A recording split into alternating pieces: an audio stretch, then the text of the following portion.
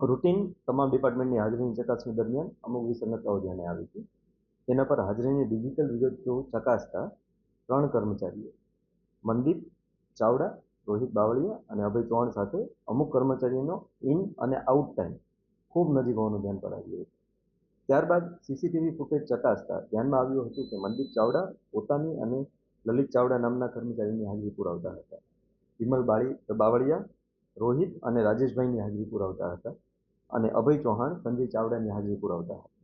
આ વિગતોને ધ્યાનમાં લઈ આ તમામ કર્મચારીઓને તારીખ 7/5/25ના રોજ રૂબરૂ બોલાવતા તેમણે આ હકીકત કબૂલી હતી અને સુનિલ ભરતભાઈ મકવાણાનું નામ પણ આપ્યું હતું કે તેઓ કામ બીજે કરે છે પણ અહીંયા ફક્ત પંચિંગ કરવા આવે છે.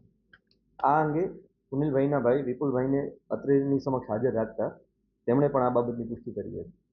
આ તમામ લોકોએ લેખિતમાં પણ આ માહિતી માફીનામા સાથે અમને સોંપેલ છે. આ તમામ આધાર પુરાવાઓને ધ્યાનમાં રાખીને માન્ય કમિશનરશ્રીની મંજૂરીથી શાખાધિકારી શ્રી વર્કશોપ શાખાને અમે એફઆઈઆર કરવા માટે અધિકૃત કર્યા.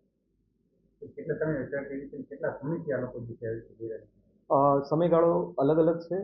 ક્યાંક 6 મહિના ધ્યાને આવ્યું છે, ક્યાંક 8 મહિના ધ્યાને આવ્યું છે, 1.5 વર્ષ, પણ સમયગાળો હજી એ વિગતો અમે પોલીસને સોંપી. અંદાજે રકમ લાખોમાં જશે એવી તો અમને હાલની વિગત છે, પણ એ વિગતો અમે પોલીસને સોંપશું. હાજરીમાં અમારી વિગતો એવી રીતની હોય છે કે અમારા પંચિંગ મશીનો હોય છે. એ પંચિંગ મશીનોમાં અમે લોકોના અંગૂઠા લીધા હોય છે. આ જે તે વખતે જૂન્ય સમયગાળામાં આ લોકોએ એ મશીનમાં બીજા હાજરીના અંગૂઠા નાખવાની જગ્યાએ પોતાના જ અંગૂઠા, આંગળી અથવા ફેસ અલગ અલગ વસ્તુઓ અલગ અલગ કર્મચારીના નામે રાખીને એમનો પગાર એમના ખાતામાં નખાવડાવીને પછી ઉપાડી લેતા હતા. એવી મોડસ ઓપરેન્ડી ધ્યાને આવે. ફેરફાર પંચિંગ મશીનમાં ફેરફારની વાત નથી. પંચિંગ મશીન એનું કામ પ્રોપર જ કરે છે. હાલની તારીખે અમારા 400થી વધુ કર્મચારીની હાજરી તેમાં પુરાઈ છે.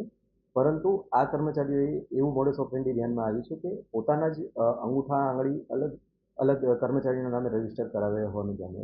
આપણે જે નોર્મલ અત્યારે જે આધાર અનેબલ ડિવાઇસીસ જોઈએ છે, આ આધાર અનેબલ ડિવાઇસીસ નથી હોતા.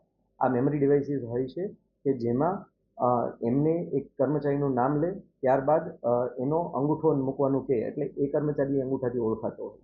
એટલે મશીન જેટલું 100% પ્રૂફ હોવાનું હાલ અમારા ધ્યાનમાં છે, છતાં ટેકનિકલ એક્સપર્ટ્સ પણ અમે રોકી દઈએ છીએ. એ પોલીસ તપાસ કરશે.